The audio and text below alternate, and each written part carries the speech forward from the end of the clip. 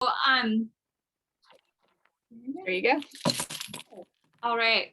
Well, I'm Stephanie Langston. I'm a therapist here in the community. I just saw Denise's nice, warm introduction. And I'm up for whatever today. I've got some things I can talk about. We could have a conversation. It looks like from the number of people who are here, I'm happy to have just a conversation in general. I'm pretty informal. But I want to be useful to y'all today. Oh, there you are.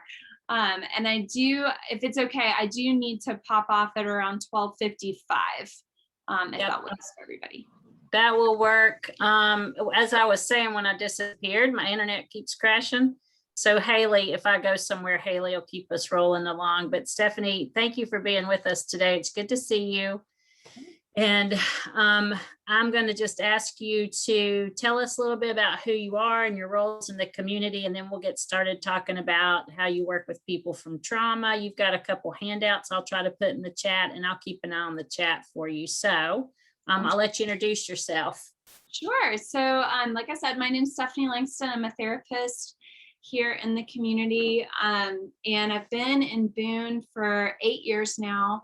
I moved here to finish my degree, and I worked at Appalachian State for 6 years at their counseling center, doing a lot of work with trauma, working with college students and graduate students. And then the past 2 years, I've transitioned into full-time private practice. My primary areas are working with trauma. I work with adults exclusively in individual therapy, and I also do supervision.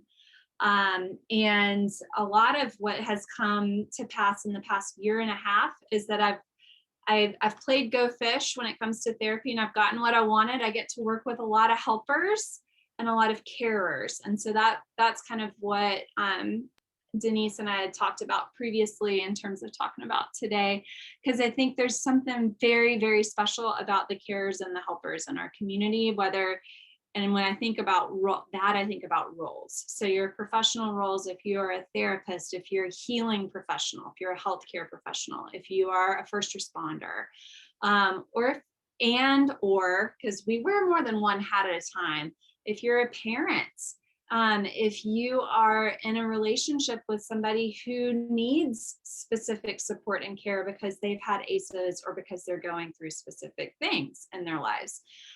Those are the folks that I tend to work really well with. And I've really appreciated that, because I feel like a lot of times the carers do such a good job of caring for other people that they're not really thinking about themselves.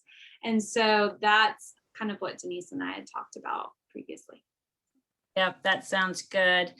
And we also talked about how it's always been difficult to be a carer or a helper. In the past 14 months have certainly brought that into even to more difficult and more stressful. So, and you'll share some stuff with us along the way, things that can be helpful to us. So you mentioned some of the populations that you work with and how they tend to maybe see more trauma. And so can you talk a little bit about the types of trauma maybe that helpers see and some of the impacts on them?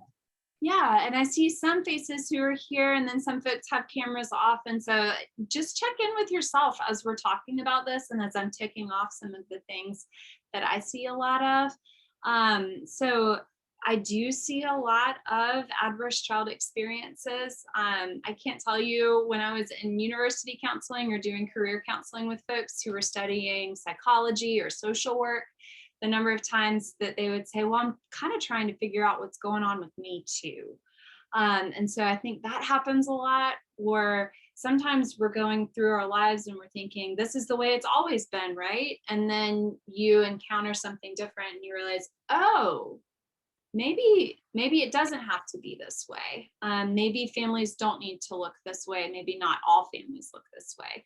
And so that's a time where I think we experience dissonance, or we experience like that discomfort, and we wonder, does it have to look like this? And then asking those questions and either getting information or talking to somebody can be really helpful.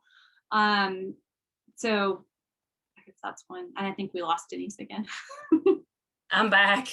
Every time I try to put it in speaker view, it crashes. So I'm just not going to do that anymore. And we'll just be in a little gallery and we'll all be able to see each other's faces. So Yeah, we're not no going to, worries. we're going to stay right here and I'm Yeah. hopefully will not crash again. Yeah, no worries. Well, and so I think you had asked, like, what are some of the characteristics that I see? And so a lot of times I feel like, and how I've described this is I feel like being a carer is a superpower. I mean, it's something that makes us really, really incredible at understanding without words. We're really intuitive and we understand without words what's going on in a situation. Sometimes I feel like I think about animals a lot because I was a pre-vet animal science major in college for a while, until organic chemistry and until sexual assault happened in a very close circle of mine, which that led to my redirect here. But I think a lot of times if we're carers, we're usually antenna out versus antenna in. So our antenna are out and we're kind of checking out the environment and seeing what's going on. And that happens a lot with trauma. The external environment isn't safe, so your antenna are always out, kind of checking to see what's going on.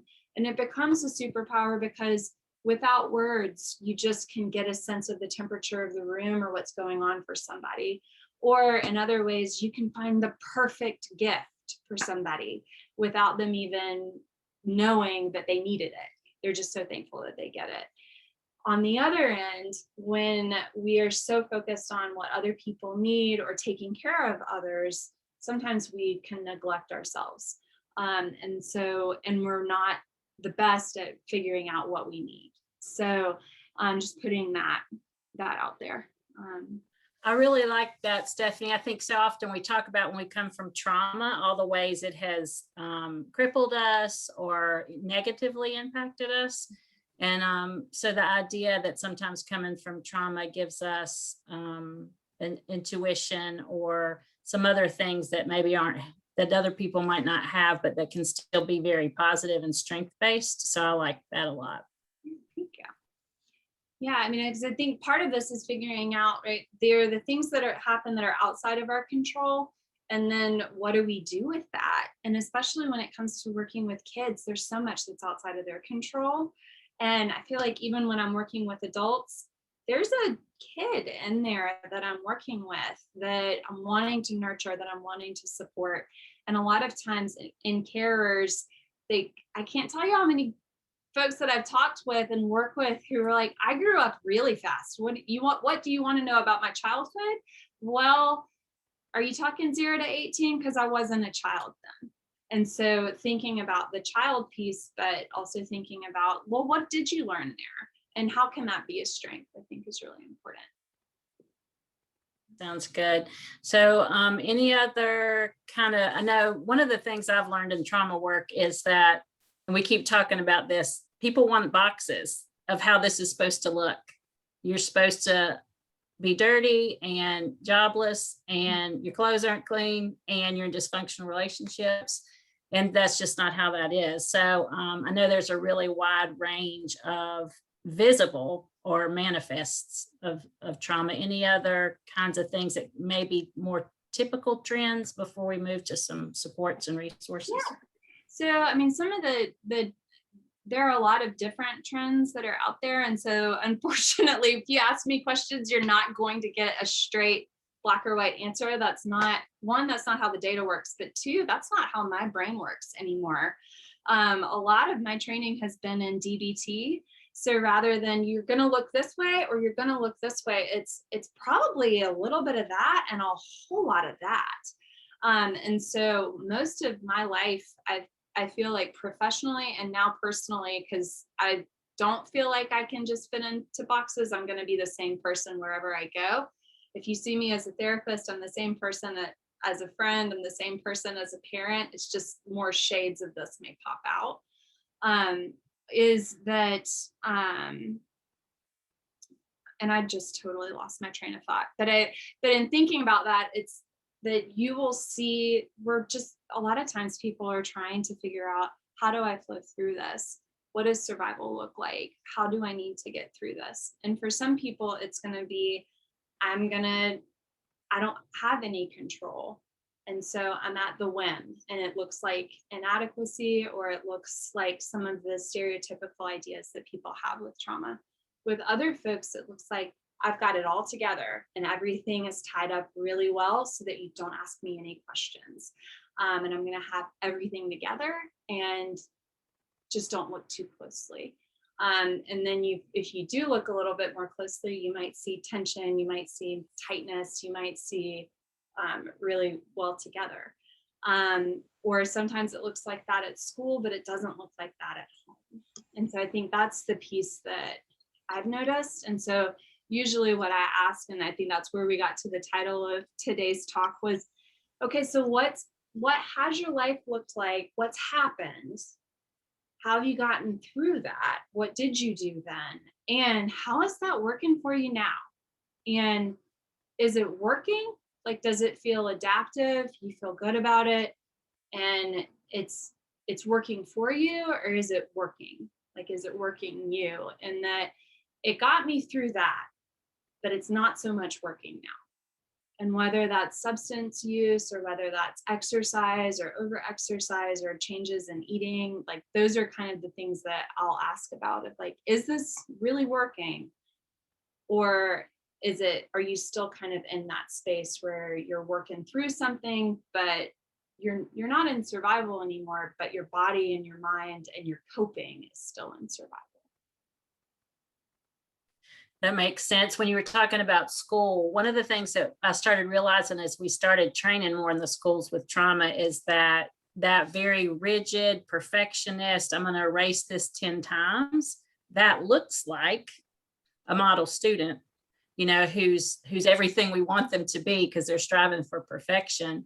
And helping educate people on that actually can be really maladaptive and detrimental.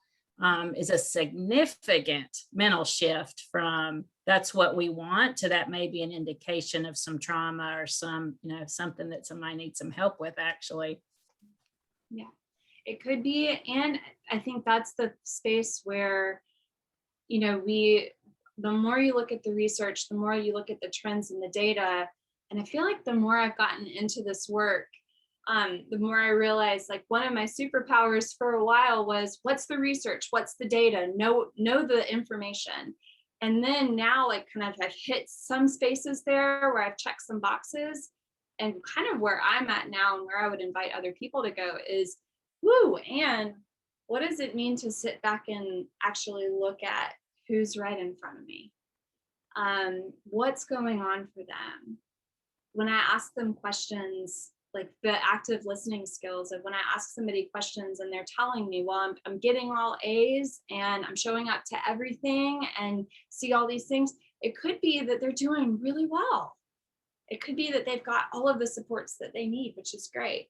It also could be that there is something that's going on. And so, like, checking in with that and not noting that there really aren't, for me, I don't know.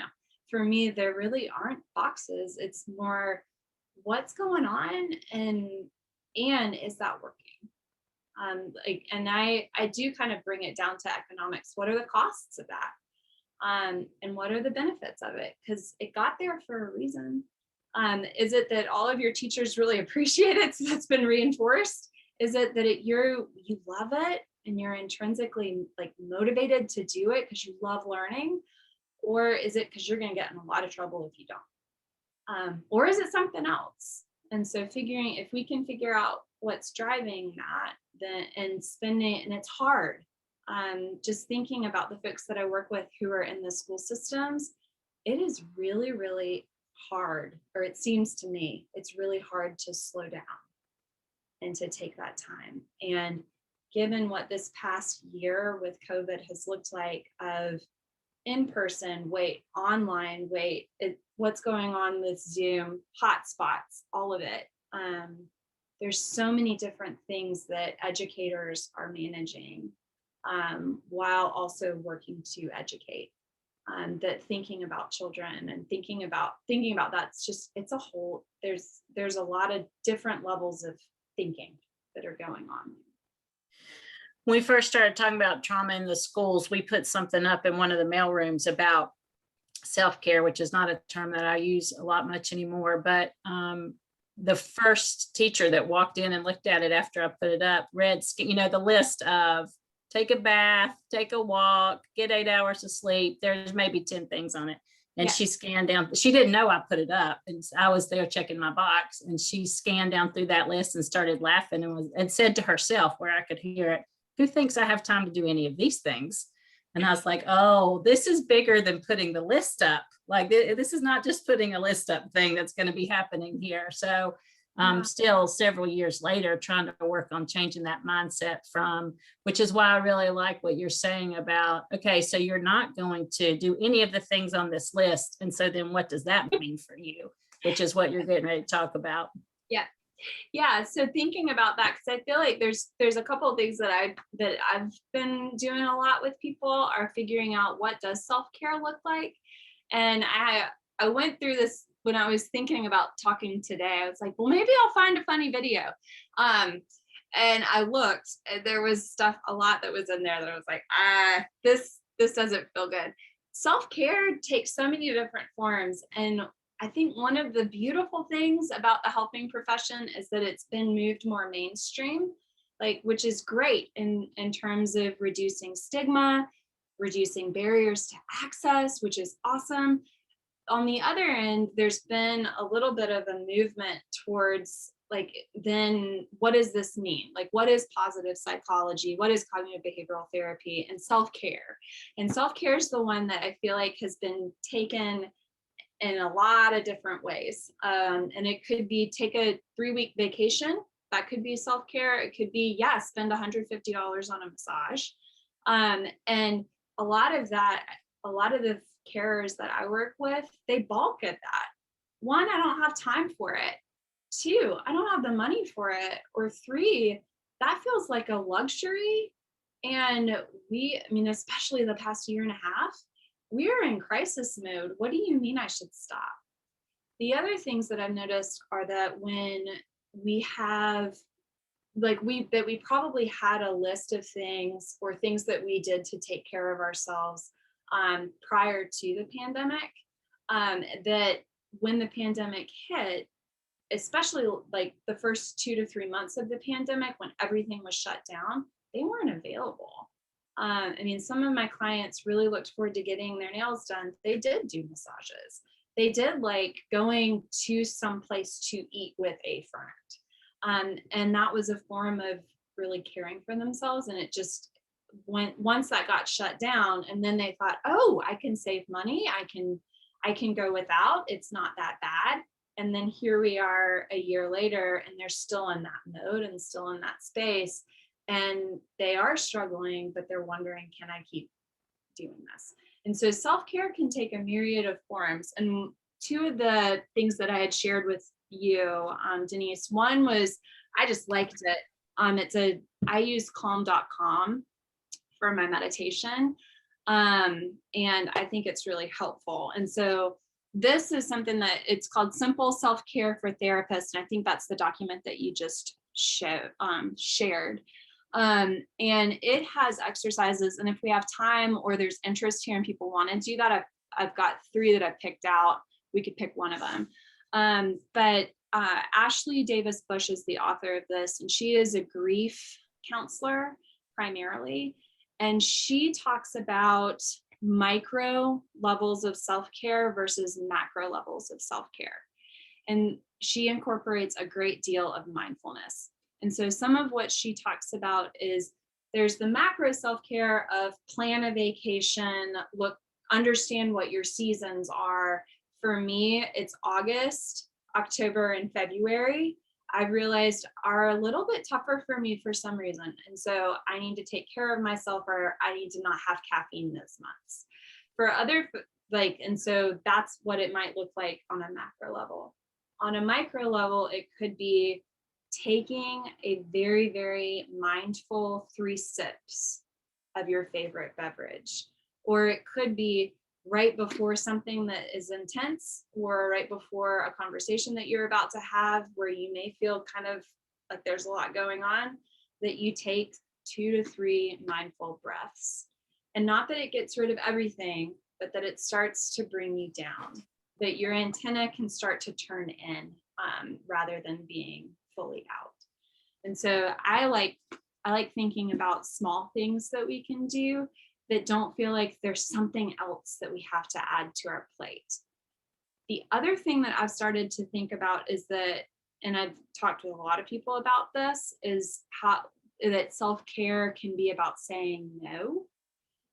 Because I think a lot of folks who are in the helping professions and a lot of folks who are carers are both conditioned to and driven to say yes. And then we just keep adding more and more and more to our plates. And sometimes that might be part of the system that we're in, where the demands have just increased. And so we just have to say yes.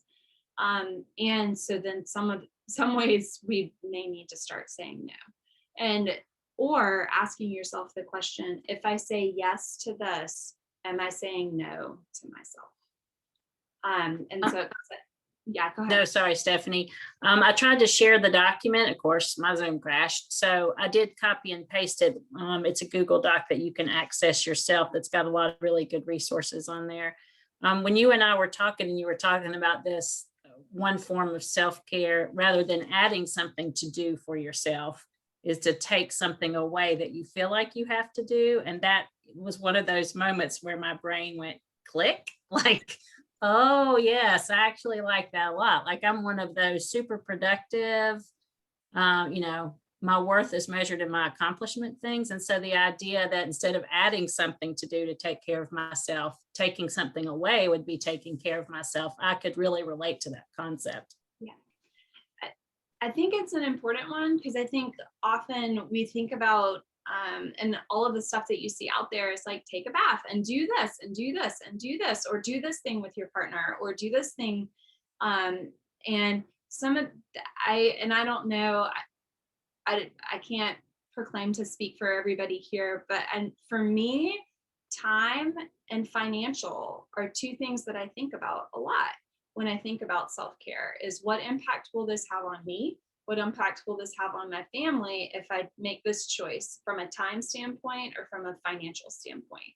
And so that's the piece where I like to think about, okay, well, maybe some of it's about saying no, because I'm being asked to do something that I feel like could be meaningful for me, but also may pull from my energy. And I really, really want to feel present with my 3.5-year-old. I don't want to be thinking about other things when I'm with her. Or after my 3.5-year-old goes to bed, I don't know that I want to be doing this extra thing. I want to spend time with my partner, because we both are pretty busy throughout the day and we don't check in with each other a lot. So I want to find a way for us to connect. And so I think sometimes it's about figuring out, how do you say no, and checking in with yourself. And there's not like a research-based quantitative thing this is just an intuitive part of me that's like, when you feel that it's inside you, when somebody asks you to do something, are you leaping to it? And if you're leaping to it, is it, I've got to? Because I hear a lot of carers that are like, I've got to, it'll make this other person happy and that'll make me happy. Because I heard recently, and that it resonated with me, altruism is a very powerful coping technique. And I see that a lot with carers. Being altruistic, doing really kind things for others, it feels good and we get reinforced for it. And if we keep doing it, but we aren't doing those kind things for ourselves, then it can start burning us out. And we don't realize it, because everybody around us is so appreciative of what we're doing and what we're offering. And so I think sometimes saying no, even though it doesn't always feel good, it usually feels good after you've done it. Somebody asked in the chat, you've got more stuff on that document to talk about, but somebody had asked, what types of self-care activities do you recommend when both partners are in helping professions? And she didn't add this, but I know her, and they've also got 3 young kids. So what kinds of things would you suggest for that type of lifestyle? Yeah, well, that's a great question. I think some of the pieces that stand out to me are checking in with the different roles that each partner has. And so if it's like, this is what I do professionally, this is who I am in our house. Because I mean, there can be division of labor and division of responsibilities, but I think often we kind of lean towards something. So for example, I am 7 months pregnant right now. My partner, my partner is doing all of the heavy lifting with our yard work, but I am like clinging to, I want to mow the grass. I feel good when I mow the grass. I feel proud of myself, and it's a concrete thing I can see that changes. And so in terms of self-care, I think some of the question, like there may be, I could throw out some quick things, but I feel like what would be more potentially helpful for this person would be to think individually and as a couple in your relationship, what are things that you enjoy doing together? What are things that, or if one of you wants to be more active and the other one wants to be like, I just kind of want to cozy up and do nothing, then it may be a conversation about like, what are your top 2 or 3 things that you would want to do if you had 15 minutes? What are your top 2 or 3 things that you would want to do with me after they go to bed? If they go to bed. And so that you've already got it there. And to ask yourself those same questions, because then you'll have up to 10 things. Because what I notice happens is as soon as things calm down, it's like, okay, well, we've got some time. What are we going to do with it? And then you spend any of your time thinking about what could we do? And then the time goes by. And so just I've had for some folks, they'll have a notes section in their phone where they can just write down ideas of stuff as it comes to mind, or those I just wish moments where pull it out, look at your phone, because we all have our phones. Most of us have our phones most of the time. So that's just a function that you can go in and add to it. Or if y'all have the opportunity to have dinner together, either as a family or just the 2 of you, to think about, God, if you had, like, if we just had 10 minutes, what would we do with that 10 minutes? And if we had more time, what would we do with more time? And if we had the opportunity to have a babysitter or somebody else who could be with 1, 2, or all 3 of them, what would we want to do? Now, sometimes when we're in that place, it is hard to come up with those ideas. And so for some people, I've talked to them about, like, could you both like pick the right temperature of water in the bathtub, and both of you just sit with your feet in the water together next to each other and just have a conversation. It sounds silly until you're doing it. There's something really playful about like 4 feet in the water that aren't little kids, that you probably never done it before and just enjoyed it for a few minutes. Or if you wanted to be active, but a lot of times I feel like sometimes self-care is more about slowing down. I've never sat with my partner with our feet in the water, and it brought tears to my eyes when you said that. That was a powerful image that really resonated with me. So I'm gonna hold on to that after this is done. Yeah, well, just thinking about, because there's a level of play that comes with it. And I just came up with that, to be honest. It was a good one. Because it's summer, and like, I don't know about you, we try not to run our air conditioner. My partner works for an environmental nonprofit, and so we have it and we try not to run it. And I was just thinking, like, sitting with my partner in a cool water bathtub, like, because right now my body's not going to fit in there with him.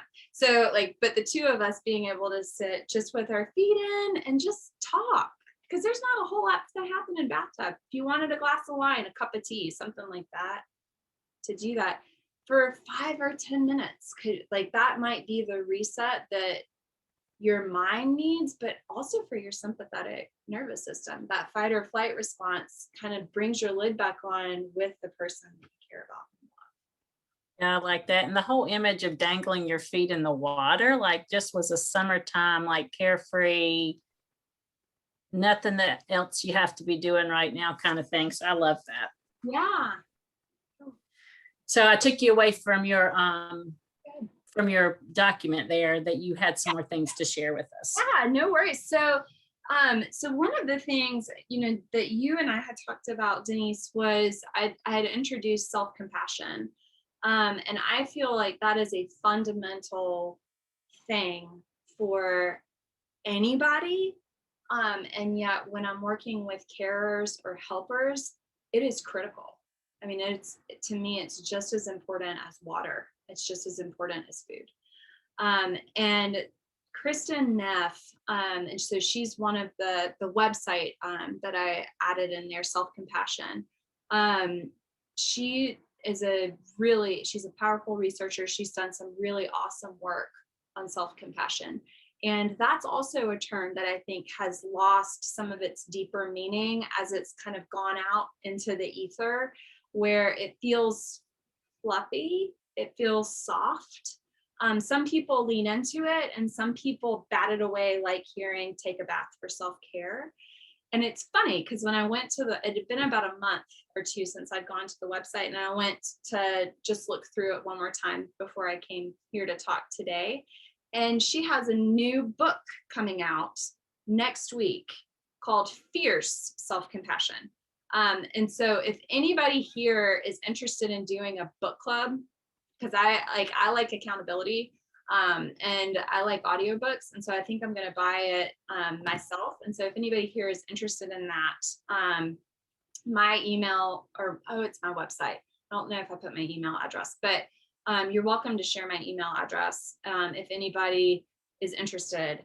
I would love to do that, and it's something that I would actually probably love to do, even though I'm going to be on maternity leave soon. But what she shared is that there's two. Oh, sorry. Was there somebody that wanted to say something? I don't think so. I think somebody bumped a mic, but I did copy your email and I put it in the chat. So it's there if anybody wants to copy and paste that somewhere, write that down. Thank you. Because I'm right here in Boone, and I would love to connect with people on this book. So Kristen Neff has identified self-compassion as having 3 different spheres.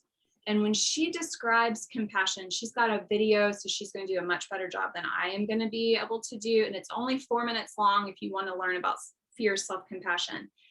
But for her, compassion boils down to concern about alleviating suffering. That's what it is. And self-compassion is therefore concern about alleviating suffering within yourself or for yourself. And I add an asterisk to that, suffering or pain. And because I think sometimes suffering is something that we have a little bit more difficulty wrapping our minds around, but we can definitely wrap it around pain. And she identifies 3 different components to self-compassion, and looking at them as whether you're engaging in self-kindness or you're being self-critical. And that to me looks like that critical voice that really, like, whenever something happens that doesn't go the way that you hoped for or that you anticipated, there is just, and I think about it like that devil on your shoulder that's like, you should have done this, you should have thought about that. And I have my clients try to identify that and start to separate from it, that it's a critical voice, it's not them. But that's one piece of self-compassion, is thinking about self-kindness rather than criticism.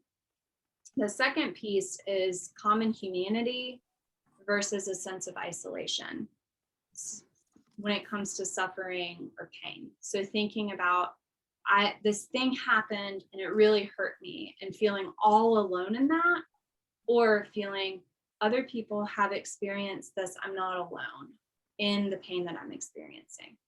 So that's another piece that stands out with self-compassion. And then the third is mindfulness versus over-identification when you're experiencing unpleasant or difficult emotions.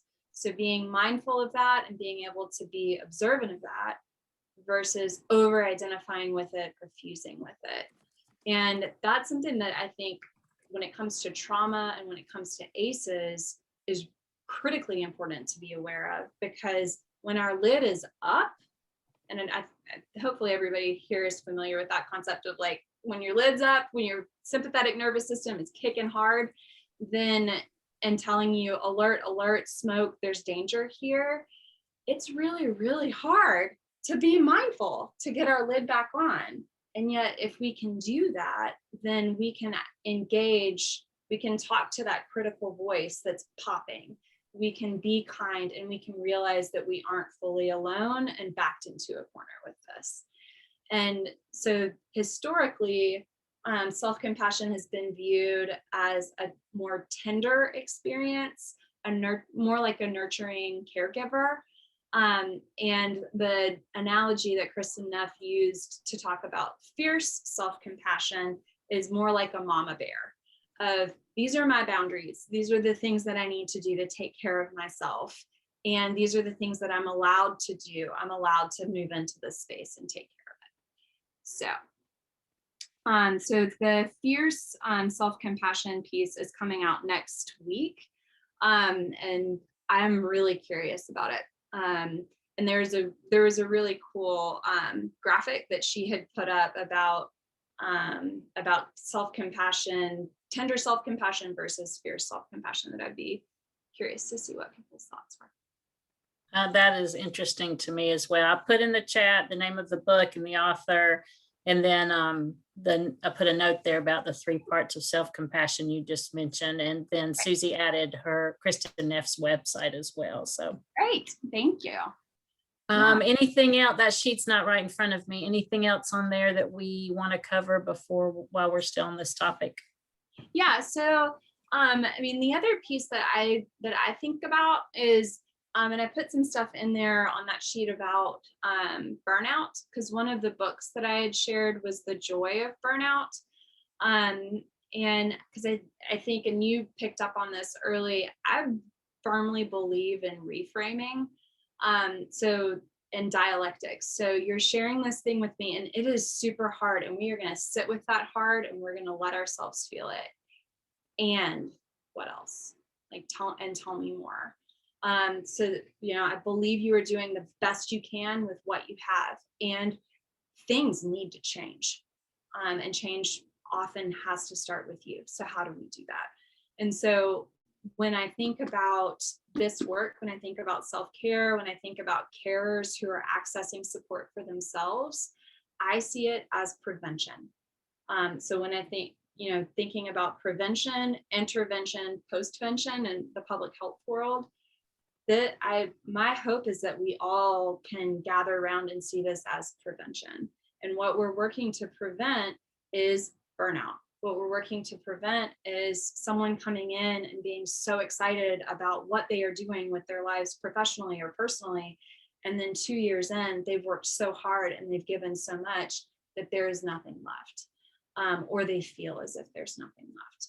And so each time I talk with people about this, I'm thinking like, this is prevention. What we're trying to do here is make sure that these small things or larger scale things can happen so you can keep doing what you're doing. And the book, it's an older book now, called The Joy of Burnout. She looks at it from a different lens as well, the author, of when you're in that space, whether you're in the intervention place of realizing I'm not doing well, I am numbing, I'm distracting myself from true emotions and I'm not really here, or I'm not as effective in this helping and caring role as I want to be, that can be also viewed as an opportunity. Where can we find joy in this? And for someone who's in the midst of burnout or on their way, it's a really weird concept, but I think looking at it from the standpoint of what are the opportunities here? And that's where, I had a conversation with a good friend the other day about what are the opportunities that have come from the past year and a You know, a lot of our world got much, much smaller because of this pandemic. And a lot of my life were like my clients, my family, and then a very close trusted few individuals. And then a lot of social connections through social media or through text. I had a group text going with high school friends of mine that I hadn't, it's like one person I had kept in touch with, but the other four, we had not been in touch for more than 10 years. And yet we are closer now than ever before. And that probably would not have happened if not for this pandemic. And now I'm in a place of the world is reopening, things are reemerging. You know, we are needing to make choices about who do I want to be in my life? Like, am I just going to go right back to where I was? Which I don't know that anybody really can. At least anybody that I've, excuse me, that I've talked to. And I think part of it is now I can make some active choice. Like, who do I want in my life? And how do I want them in my life? And if we're looking at it from a self-care and self-compassion standpoint, what's that going to look like? And, you know, it's because I think if nothing else, this pandemic shook us all out of autopilot if we were on autopilot with anything. And so And to take this to look at it that way. I think it also gave us a lot of, like when we first started this in Zoom, and I was like, oh, I hate this so much. And now people use Zoom, not just at work, but to connect with our families and friends and things like that. So I think it changed, at least for me, it changed my view on what's possible and how to connect with people in a way that's different. And I want to say one more thing about burnout, because when I first started doing social work 30 years ago, I thought burnout was a place that when you got there, then you took care of what had happened to you. And, you know, as I've gone through my professional life, realizing that it starts way before you ever reach it in the daily decisions that you make. And when I talk to students in the social work department, having those conversations about if you want to do this for any length of time, it's like what you were saying about it's actually prevention work. It's so much easier to prevent going to burnout than to come back from burnout. And so I think sometimes for people who have a hard time with self-care and wellness concepts, you know, to say, connect it to, you're not going to get to do this very long if you're not able to do that right now on this day.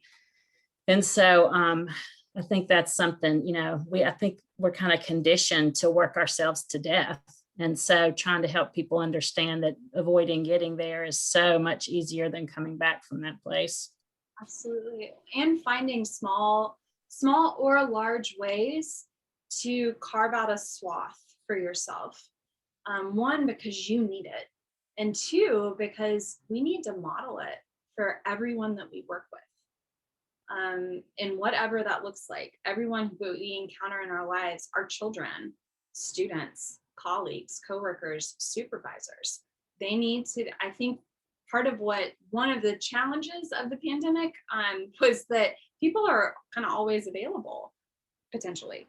And I was having a conversation recently with someone about the timestamp on email and the pressure to respond of like, well, I need to make sure that I respond to this quickly, and me think and, you know, processing with this person, right? You also got that email at 1:32 in the morning and you happened to be awake and you happened to check your email. And wondering, and they were like, but they clearly needed it right then. And me thinking, okay, and if you send a response at 1:34, what message does that send to the other person? And also what message does it send to you? And so thinking about it that way is it's interesting. But I actually really admire the field of social work because y'all have self-care as part of your code of ethics. Counseling, the ACA and APA do not. So, or at least they didn't 3 years ago, the last time I did a presentation on self-care. So. There's been a couple comments in the chat about you sparked some active conversation talking about Krista Neff. So talking about some tools from her website and that she's not only coming from an ancient tradition standpoint, but also solid Western brain science as well. When you're talking about emails, I worked for a principal once, and she said, I have a compulsion to write emails in the middle of the night because it gets out of my head. She said, and after about 3 years of teachers learning to write me back in the middle of the night, she said, now I do the send thing where it doesn't send my emails till 8 o'clock the next morning. So she said, my goal eventually is to not write emails in the middle of the night, but until I get myself there, I can go ahead and write my emails, but people aren't getting them in the middle of the night. And I thought that was such a considerate way to still do what you needed to do because it's a principle. So now everybody's starting to be trained to check their emails in the middle of the night. And so trying to take that pressure off of other people and make it seem more reasonable and appropriate. Yeah, absolutely. That's, I mean, when most of the email engines came out with that idea of sending later or saving it in your draft, because you got it. I mean, that's the piece, because I think about sympathetic nervous system response. You see something from somebody, you're not flipped, but you're lifted. And you want to respond and you want to do it quickly. And if we do that once, okay. But if that keeps happening, then it's building and building and building and building. And carers tend to be people who want to help, want to smooth, want to soothe, and want things to go quickly. And so if that's part of the model, and you see that timestamp and then somebody responds just as quickly, then it kind of hits a fever pitch. When I've done crisis intervention, and because I was trained out in Washington State, and I worked with somebody who had been doing crisis intervention services for the hospital there for 35 years. And I asked him, it's like, okay, if you've been able to stay in this role and you've been able to stay in this job, what's working? That's awesome, because that's a high burnout option and field there. And he had said that he takes his vacations and he takes them seriously. When he was present, he was fully present. And when he was pretty militant about, when I'm off. And he played a lot, and so hearing that and thinking about that, he also shared with me that when somebody's in crisis, part of what helps heal it is time. And so I think if we can remember that too, that, some of the treatments that we offer, it's not about making it go away immediately. It's about, what can I tolerate and how can I build a muscle here and bring it down? The same thing is true with self-compassion. We may want a really quick fix. We also need to build a muscle for self-compassion so that it's built in and it's getting stronger and stronger over time, so that becomes your default rather than that critical side, or that thinking about, I'm not alone in this and who can I reach out to if I need to, rather than I'm all alone, I'm isolated and nobody gets it. Or I can be present in this moment and this is uncomfortable and this is unpleasant, rather than this is unbearable. And so I think part of it is figuring out, how do we slow down? And that is so hard for a lot of us to do. I'm one of those. And so we've got about 8-9 more minutes. If anybody has a question or a comment for Stephanie they'd like to put in the chat, I'll share that with her. I know a lot of the things that you're talking to us about are things that you do yourself, but if you could talk a little bit about, so for about 60 sessions, I've been saying, so what do you do to promote wellness? And now just in the past few, I've been like, it's not just about the list. For me, it's about, how do you know when it's time to start the list? So can you talk to us a little bit, not only about what you do for your own wellness, but how you know it's time to do it? Yeah. So for my own wellness, something I started last summer, last year I became a runner, and I embraced that identity. For a long time, I was like, I run, but I'm not a runner. Last summer, I fully embraced, I am a runner. This is something that's become a priority in my life. And so that was something that I did last summer. In becoming pregnant, I've stopped doing that. I've stopped running, but I still make sure that I'm outside. We live on a mountain road, and pretty much every Sunday, even through the winter, I talked with my partner, and we made it a priority for me that every Sunday, my ritual was I would hike up our road. We live on Jake's Mountain Road. So I would hike up our road and I would come back down. And sometimes I would listen to audiobooks. Sometimes I have a necklace that has 108 beads. I would walk, and each bead I would come up with something that I'm grateful for that's in my life. Sometimes I would walk through arguments in my head with people and work them out there. Sometimes I would listen to a podcast, and sometimes it was just listening to the birds and nature or nothing at all. But hiking, running, I tend to be that more active person. Sitting still, I start to get a little bit twitchy, which is the next thing that I do for myself. Because it makes me twitchy, it tells me that I need to do it. I don't know if that feels true for anybody else, but sometimes we have to do the opposite of what we want because it's actually what we need. And so meditation is something that I do. And that was the other document that I sent to you. Calm.com. I just went ahead and bought the lifetime subscription to them. And because they'll do it for half price. And they have daily meditations, and there are quotes. There's some poetry that comes out. There's music. There's bedtime stories. And I like sleep stories. There's stuff for kids, but there's also stuff for us. One that I listened to when I was going through a bout of insomnia was the shipping forecast in Iceland, and it would put me to sleep every time. But those are two things for me. What I notice when I'm hitting my limit is if I'm in a place of and that's my word. And it was my partner who helped me identify that. Like, I just want to go to the store and not get bothered. Or I just want to be able to have this meal cook correctly. And it was as soon as I noticed that language in my life, I was nearing my limit and I needed to do something. So I would encourage you, if you're partnered or if you've got close people in your life, you may be intuitive and finding out what your tells are, but ask them, because I guarantee you they know. They know when they need to start either edging out or doing something, because that changed my life, was just understanding the word just.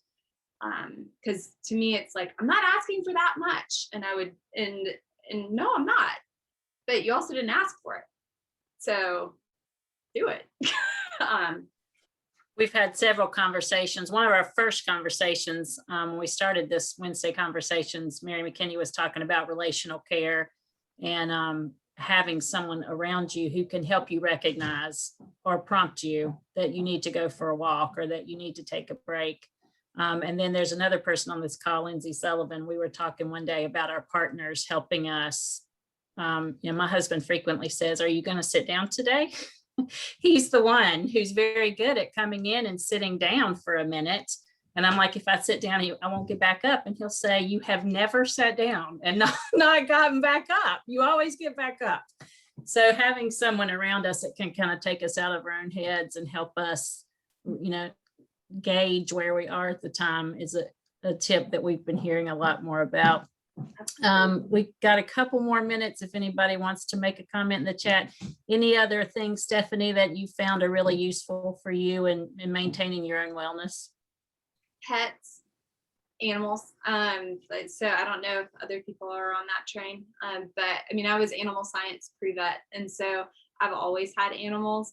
And now we've expanded to chickens, and we brought bees back this year. And so that and like learning about them. So like listening to podcasts about bees, reading books about bees, like getting really into that. Whether or not it's a good conversation topic for other people, like I love it. So I feel like finding out my passion and going with it. And then animals, big time. And I just remembered you said 12:55 you needed to go somewhere. So we're at 12:57. So I'm going to let you go. We really, really appreciate, Stephanie, you spending this time with us and helping us think about some of these things. If anybody has a comment they'd like to share with Stephanie, if you want to put it in the chat, I'll copy those and email them to her. If I don't see you, good luck with the rest of your pregnancy, and I hope you have a great summer. And thanks again for being with us today. Yes, thank y'all. And if you've got questions or anything, please don't hesitate to reach out to me. I love talking about this stuff. And it's funny, I said I need to slow down, and I know I talked really fast and I went in a lot of different tangents today, but I'm excited about all of it. So please reach out to me if I can be helpful in any way. It was great. Very helpful, Stephanie. Thank you. Have a great day. Thanks. Y'all too.